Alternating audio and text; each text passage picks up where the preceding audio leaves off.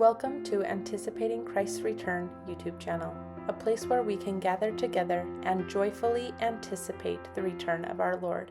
I hope you enjoy. Hello, welcome to my channel. Welcome back to my channel. Okay, I want to continue on with what I'm learning from Sister Nelson. It's funny, I've read this book so many times, probably 2 or 3 times at least, just because I think it's super interesting, and President Nelson's life fascinates me, and Sister Nelson is always sharing maybe a little too much information than she should. Not really. Like, I think she really, I don't know. I feel like some of the prophets' lives have been very quiet, like they like their privacy. And anyway, I'm really enjoying just like getting a sneak peek of behind the scenes with prophets. So that's what this book is. I feel like this book is just like a little sneak peek of into a prophet's life, and it's so exciting to me. But she shares something that has been on, I think for sure it's been on my mind. I don't know if it's been on your guys' mind as much, but I'm pretty sure it has, because with President Nelson turning 100 and all of the excitement around that, there are some that wonder, like, is he going to be a prophet that is like translated? Or, like that's like pretty bold of me to just like come out and say, but why not? So here is something that Sister Nelson shares in her book. And then I want to share a story from President McKay, David O. McKay, when he was prophet. This popped into my head after reading what I'm going to share here, because Elder Bednar, when he dedicated the Layton, Utah temple, he shared an experience of President McKay's health in dedicating the California Oakland temple. And I guess I didn't really put 2 and 2 together until I read this. And then I was like, that's interesting that he dedicated the temple in June of 2024, a few months before. Was it June? Just kidding. It might have been later than June. I can't remember, actually. Anyway, he dedicated it, and then in a few months, President Nelson is going to turn 100, and Sister Nelson talked about like similar things as Elder Bednar. Anyway, let me read it to you, and then it'll make more sense what I'm talking about, but it's so exciting. Okay, so we're continuing on. This is still chapter 11 in the Heavens Are Open book, which I just think is a super interesting chapter to have written this in. If you guys haven't watched my last couple videos, I've been sharing some insights from this book. The first one is that they had that wake up call at 11:01 in the 11th hour that told him that he was going to become prophet. And then I shared how she is a witness that he is a prophet by being present and by being absent, because he really does speak with the Lord. And so that was a video that I posted. And so here's another thing. And like, I just love that it's just filled with all of these like cool insights. Okay, but she says, let me share with you another observation since my husband was called as president of the church. It has been quite an experience to send him off to work, because on many days at the end of a rigorous day for him of meetings and decisions at church headquarters, the man I greet at the end of the day is just a little different from the man I kissed goodbye in the morning. What are some of those changes? Well, right off the top, he is more loving and just a little more filled with joy. His vigor and enthusiasm for the Lord's work increases day after day. It's cool that, like, instead of being burned out, he's getting more optimistic and more enthusiastic about the work. And honestly, I can get the tiniest sense of how he feels, because I like in doing this channel, I feel the same enthusiasm. Like I just feel so excited to progress the work in my like small little area of the world, and to have righteous conversation with people, and share the gospel. Like, it's really cool that these videos go out to the world, and I have people who listen in Philippines and in Europe and like all these places, and it's just really cool to see how the work is progressing. Okay.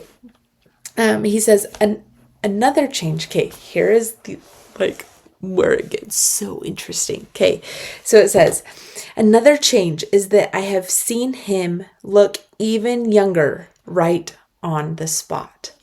And you guys, I have pulled up side by side pictures of him as like an apostle, or like early in his presidency versus now.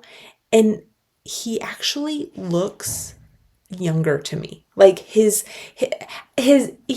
like looks like he's aging still. Like, I'm not saying that he looks exactly younger, but like his coloring is better.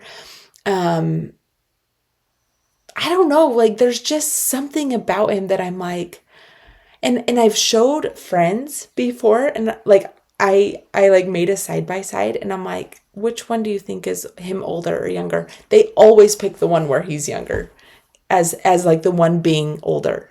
And I'm like, yeah, like what Sister Nelson says is, I've seen it too, is that he like is looking younger. And even in like his last general conference talk, when he is sitting in a chair, I'm like, he just doesn't look super old though. Like, I don't know. Anyway, okay. I think, I don't know. Anyway, I personally think he looks super healthy still. Granted, we haven't seen him since April, but anyway. Okay. So she said, I have seen him look even younger right on the spot. For example, at a gathering in Canada, as my husband became increasingly connected with the congregation while delivering his message of his heart, I watched what seemed like 30 years fall away right in the moment at that pulpit. You guys, that is so cool. 30 years is like impeccable, first of all. But, and then she says, I can tell you that he is now well into his 10th decade of life. My husband is becoming even more of his true self every day. Why wouldn't he be? He is now doing exactly what he was foreordained to do. Okay. So that is where I want to end with that quote. But it makes me go on. It makes me think about this experience that Elder Bednar shared with President McKay. So, and I don't know if I want to read all this, but I will. Okay. As the date of the Oakland temple dedication had drawn closer, and this is at the Religious Studies Center at BYU. I don't know if you guys can see that, but this is where I found this story. And it's about the Oakland, California temple dedication. But it's let's see. As it had drawn closer, the temple dedication, a major concern was the health of President McKay. Customarily, the president of the church offers the dedicatory prayer and delivers a brief sermon. But that had not always been the case. And we've actually seen President Nelson delegate this responsibility to his apostles. And I think part of the reason in doing so, and this is just me thinking, I don't know if there's like been a statement about this or whatever, but I think he's preparing. First of all, there are so many temples being dedicated that like it would be hard for any one man to go do that. And so I think Part of the reason is because they can each go and do that. But I also think he's giving the more younger apostles, or like the apostles that haven't really had experiences like that, an opportunity to learn and grow. And I've seen that in some of the things, like President Nelson never really was in a presidency before or anything like that before he was prophet. And so it almost makes me wonder if he's trying to give them experiences to help them prepare for the day when they may become prophets, like the prophet, I should say. Okay. Let's see. Okay. President McKay's biographers provided the most complete account of his health prior to the dedication. He had suffered a stroke a year before in November 1963. He did not suffer this setback without complaint. Quote, "It makes me angry that I have to drag my feet," he says.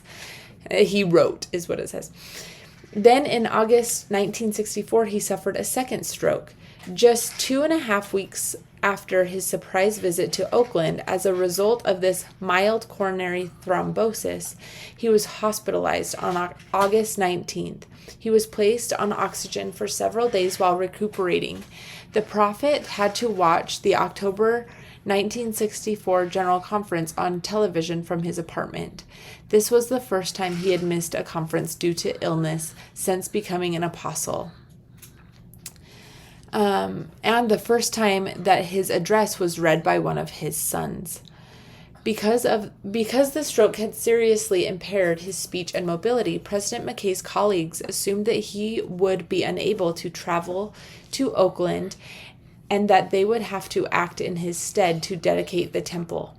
However, as the event grew near, he made no such assignments, leaving both his family and colleagues in a state of anxious uncertainty. Finally, against medical advice, he decided to go to the dedication at Oakland himself. His health had improved due to fasting and prayer and a priesthood blessing by Hubie Brown and N. Eldon Tanner and Joseph Fielding Smith, but he was still unable to talk smoothly or stand unassisted. President McKay flew from Salt Lake on Monday, November 16th. His son Edward had packed oxygen and medication for the flight. The president appeared at a press conference that evening, but it was hard for him to speak, and a decision still had not been reached about whether he would address the dedication audiences the following 3 days. At the first dedicatory session, President McKay was brought into the celestial room in a wheelchair. As I entered the celestial room, he later recorded in his journal, tears welled up in my eyes as I looked around at those gathered in the rooms on the other side of the pulpit and at the choir members dressed in white. I knew then that our prayers had been answered. I felt grateful that the Lord had granted me the privilege of being in attendance at the dedication of this beautiful temple. He asked President Stone to conduct the service. After several speakers had participated, President Stone stunned the congregation when he announced, "We shall now have the pleasure of hearing from President McKay."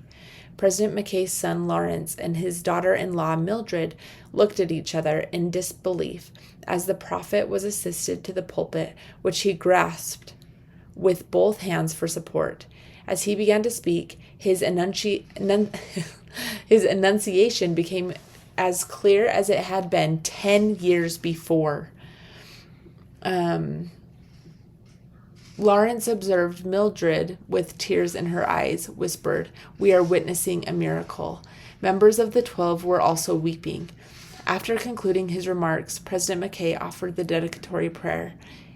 I stood at the pulpit for over an hour at this time, President McKay recorded, and I knew that the Lord had blessed me as I stood there without any support of any kind.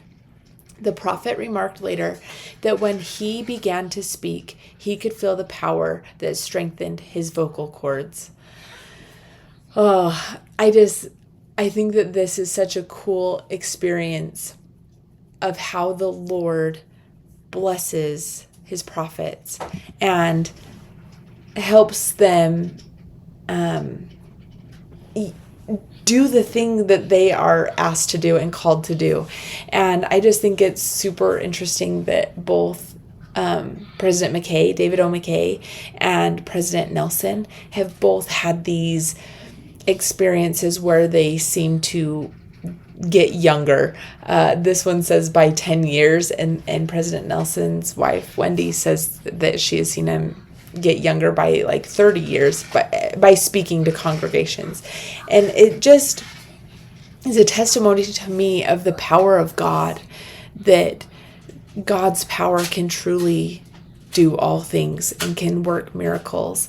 And that's something else that she talks about in this book that I don't want to talk about in this video, but how God is a God of miracles, and that anyway, he can do his work, and he allows prophets to do so, and prophets are blessed with his power.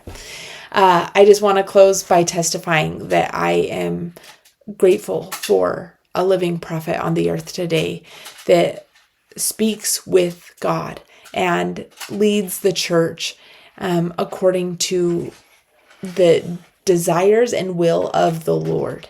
That it is truly the Lord, it's his church, and he directs his prophets and apostles to do the work on the earth. And as we, members of the church, members of the world, follow and heed the counsel that the prophets give us, even if we may not know the reasons why, but we will be blessed because we are following the Lord's counsel. So anyway, thank you so much for watching. I hope you enjoyed. Please like, share, subscribe, and I can't wait to talk to you guys again soon. Have a great day.